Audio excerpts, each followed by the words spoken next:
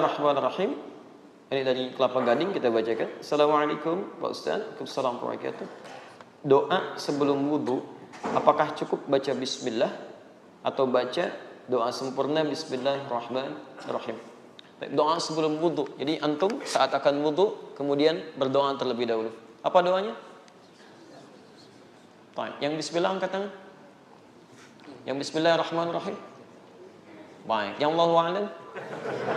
Alhamdulillah, baiknya. Jadi kita nggak usah ngarang, kita kembalikan ke dalilnya. Antum baca apa? Tahu nggak dalilnya dari mana? Jangan-jangan selama ini diamalkan nggak pernah tahu dalilnya, gitu kan? Baik. Bacaan saat Anda akan berwudu, saya turunkan dalilnya ya. Saya turunkan dalilnya. Bismillah. Baik. Kita turunkan perintah Qur'annya dulu, baru teknis di hadisnya. Ya. Tentang wudu, ayat Qur'annya ada di Quran surah kelima Al-Maidah ayat yang ke-6, posisi paling kiri sebelah atas. Ini harus dilakukan, kalau tidak dilakukan salatnya bisa tidak sah berdasarkan hadis riwayat Al-Bukhari nomor hadis 135. Kemudian wudunya harus sempurna, jangan buru-buru ya, berdasarkan hadis riwayat Muslim nomor hadis 243 dari Umar bin Khattab radhiyallahu taala anhu. Kemudian cara memulainya ya, tadi Anda katakan dengan kalimat bismillah, itu ada di At-Tirmidzi nomor hadis 26. Redaksi yang sama ada di Abu Daud nomor hadis 101. Redaksi yang sama ada di hadis riwayat Ibnu Hibban, Sahih Ibnu Hibban nomor hadis 399. Redaksi yang sama ada di Al-Hakim An-Naisaburi di kitabnya Al-Mustadrak nomor hadis 7000. Baik. Kemudian setan penggodanya, ada nama setannya, namanya Walhan. Jadi ini setan yang suka goda orang wudu, membuat dia was-was apakah wudunya batal atau enggak, kadang membuat dia terburu-buru kan. Kemudian kesempurnaannya, Quran surah kedua ayat 222. Hasilnya Quran surah ketiga ayat 31. Kemudian kalau Anda ingin agak lengkap kitabnya, saya berikan dua kitab. Pertama Fathul Bari Syarah Sahih Al-Bukhari karangan Ibnu Hajar Al-Asqalani, jilid yang pertama halaman 214. Kemudian Al-Minhaj, tapi Al-Minhajnya yang Syarah Sahih Muslim, bukan Al-Minhaj yang buku saku ya. Ada 9 jilid di situ, cari jilid yang ketiga halaman 95. Yang saya punya cetakan Darul Hadis, warnanya biru dongker, tahun terbit 2002. Ya, pas ya, satu papan tulis. Baik. Perhatikan teman-teman sekalian. Ya. Pertama kita mulai dulu dari kaidah wudu, kan? Ada perintahnya dalam Al-Qur'an, baru kemudian turunan praktek hadisnya. Perhatikan kalimatnya. Ya. Quran surah kelima Al-Maidah ayat yang ke-6, posisi paling kiri sebelah atas. Ya ayyuhalladzina amanu idza qumtum ilas shalah faghsilu wujuhakum wa aydiyakum ilal marafiq wamsahu bi ru'usikum wa arjulakum ilal ka'bain, dan seterusnya ayat. Ya. Hei orang-orang yang telah menyatakan dirinya beriman kepada Allah Subhanahu wa taala, jika Anda ingin menunaikan salat dengan sempurna. Tolong garis bawahi penerjemahannya. Jika Anda ingin menunaikan salat dengan sempurna, faghsilu wujuhakum, maka mulailah berwudu dengan membasuh yang pokok. Ya, basuh wajah. Ya. Kalimat di sini seakan memberikan kesan bahwa orang-orang yang ingin sholatnya sempurna, maka dia harus memulai dengan wudu. Jadi kalau ada seseorang memulai sholat tanpa berwudu, maka sholatnya tidak sah di situ, tidak sempurna sholatnya. Jelas di sini? Karena itu muncul hadis Nabi SAW diriwayatkan oleh Imam Al-Bukhari nomor hadis 135. Beliau sampai menyatakan kalimat yang tegas, Rasulullah SAW, la tuqbalu salatu man ahdatha hatta yatawaddah. Tidak akan pernah diterima salat yang orang yang punya hadas sampai dia berwudu. Ya, hadas itu artinya belum berwudu. Jadi kalau antum sholat khusyuk apapun sampai menangis luar biasa, bacaannya panjang, tapi nggak punya wudhu, nggak akan diterima. Ya. Ini poinnya. Yang kedua, tidak cukup berwudhu saja, tapi mesti sempurna wudhunya. Sempurna wudhunya. Bahkan Umar bin Khattab dalam hadis riwayat Muslim nomor hadis 243, sahabat Umar bin Khattab radhiyallahu taala anhu pernah mengisahkan, kata beliau, anna rajulan bahwa seorang lelaki kana yatawaddau adalah beliau sedang berwudu. Ya, ada seorang lelaki di zaman Nabi, seorang sahabat sedang berwudu, fataraka mawdhi'a dhufrin, maka dalam wudunya itu karena tergesa-gesa meninggalkan basuhan seujung kuku. Ya, di sebagian tempat wudunya, di kakinya. Jadi begitu dia mau membasuh, ya di kaki, kan? Tiba-tiba karena terburu-buru sebagian anggota wudunya tidak terbasuh, cuman seujung kuku saja. Ya. Fa'absarahu Nabi sallallahu alaihi wasallam, maka kelihatan oleh Nabi sallallahu alaihi wasallam tertinggal seujung kuku itu. Faqala lahu, maka Nabi sallallahu alaihi wasallam berkata pada orang ini, irji' fa ahsin wudu'aka.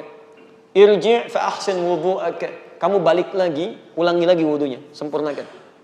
Ya, Anda bisa bayangkan, ya orang yang wudunya tertinggal sedikit saja, kata Nabi ulangi, enggak benar wudunya, sempurnakan. Apalagi yang enggak wudu.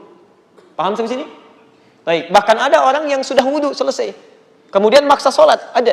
Itu tidak saya tuliskan di Al-Bukhari nomor hadis 751, 757, di hadis Muslim nomor hadis 397, babul musifis sholat, bab orang yang sholatnya bermasalah. Ya, ini menarik ini. Saya sering ungkapkan hadis ini. Ja'a rajulun ila Nabi sallallahu alaihi wasallam. Datang seorang lelaki pada Nabi sallallahu alaihi wasallam. Fadakhala ila al-Masjidin Nabawi, maka masuk ke masjid Nabi, namanya Khalad Az-Zuraiti. Fa shalla bi jambin Nabi sallallahu alaihi wasallam. Salat di samping Nabi sallallahu alaihi wasallam. Salat aja enak. Dari takbir sampai salam. Falamma sallama yaminan wa syamala, tatkala salam ke kanan dan ke kiri, pakai fa, ingat apa yang saya jelaskan di awal. Faqala lahu an-nabiy sallallahu alaihi wasallam. Nabi tidak menunggu lama, langsung mengatakan pada orang ini, "Shalli fa innaka lam tusalli." Anda salat lagi karena Anda belum salat. Fa'ada salatahu 3 marat, maka dia mengulang salatnya sampai 3 kali. Faqala lahu an-nabiy sallallahu alaihi wasallam mithla ma kana. Namun Nabi tetap mengulang kalimat yang sama. Anda salat lagi karena Anda belum salat. Shalli fa innaka lam tusalli. Faqala, maka dia berkata, "Ya Rasulullah, ma uhsinu ghairah." Ya Rasulullah, saya tidak bisa lebih baik lagi daripada ini. Alimni, tolong ajarkan saya. Nah, ini syahid kita di sini. Hujah kita di sini. Ketika dia mengatakan, "Ya Rasulullah, tolong ajarkan saya." Apa yang direspon oleh Nabi? Maka Nabi SAW bersabda, faqala Rasulullah SAW, "Idza qumta ila shalah," kalau kamu ingin salatnya sempurna, fa asbighul wudu, maka cepat sempurnakan dulu wudunya. Begini caranya. Ya, kata para ahli hadis, kalau yang bermasalah cuma salatnya saja, maka Nabi akan mengatakan, kalau kamu pengen salat begini caranya. Takbir, angkat tangan segini sampai salam. Tapi ketika Nabi memulai penjelasan dari wudu, artinya bukan salatnya saja yang bermasalah, wudunya pun bermasalah. Jadi orang-orang yang wudunya bermasalah pasti akan berdampak pada salatnya. Kalau nggak percaya silakan.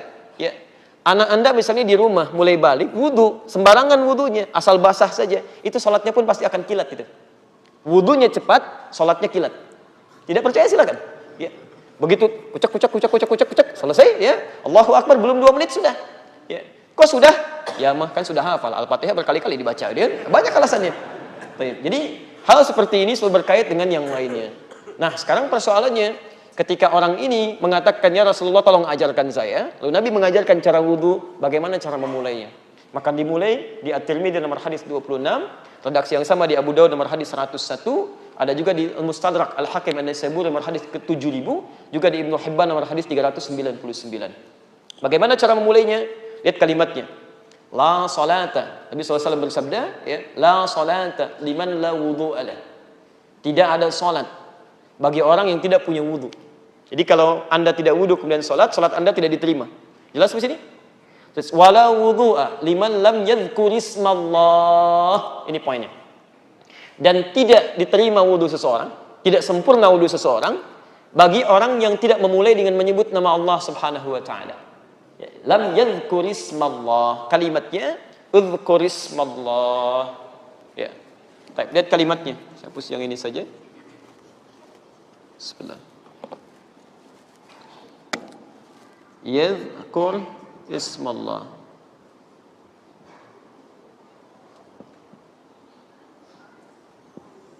Taib, yadhkur ismallah.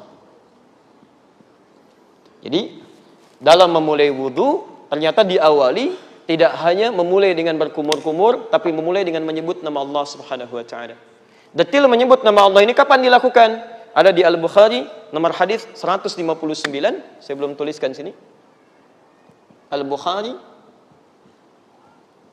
nomor hadis 159. Redaksi yang sama ada di hadis Muslim nomor hadis 256, diterima dari Hamran. Hamran ini adalah khadimnya atau pembantunya sahabat Utsman bin Affan radhiyallahu taala anhu. Kata Hamran, laqad da'ani Utsman bin Affan radhiyallahu taala anhu. Tuan saya, sahabat Nabi SAW Utsman bin Affan memanggil saya satu kali, mengajarkan wudu, bagaimana cara berwudu yang baik. Fatawadda'a, maka kemudian beliau berwudu, mulai dengan menyela-nyela tangannya, mengucapkan Bismillahirrahmanirrahim atau paling singkat Bismillah.